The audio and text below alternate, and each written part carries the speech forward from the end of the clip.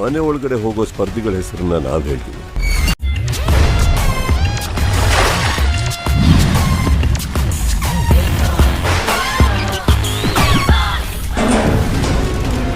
ಹನುಮಂತನ big boss ನಲ್ಲಿ ಒಂದಲ್ಲ 2 ಮನೆ. ಬೆಳಕು, ಸಂತೋಷ, ಸುಖ, ನೆಮ್ಮದಿ, ಸ್ವರ್ಗ.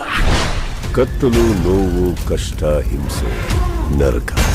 ಸ್ವರ್ಗದಲ್ಲಿರ್ಬೇಕಾದವರು ನರಕದಲ್ಲಿರ್ಬೋದು, ನರಕದಲ್ಲಿರ್ಬೇಕಾದವರು ಸ್ವರ್ಗದಲ್ಲಿರ್ಬೋದು. ಒಂದಿಗೆ ಚೂರಿ ಹಾಕ್ತಾರೆ ಅನ್ಕೊಂಡವರು ಮುಂದೆ ಹೋಗಿ ನಿಮ್ಮ ಸ್ನೇಹಿತರಾಗ್ಬೋದು, ಸ್ನೇಹಿತರಾಗಿರ್ತಾರೆ ಅನ್ಕೊಂಡವರು ಮುಂದೆ ಹೋಗಿ.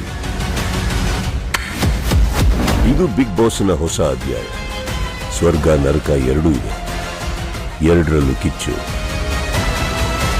ಅಷ್ಟೇ ಇದಷ್ಟೇ.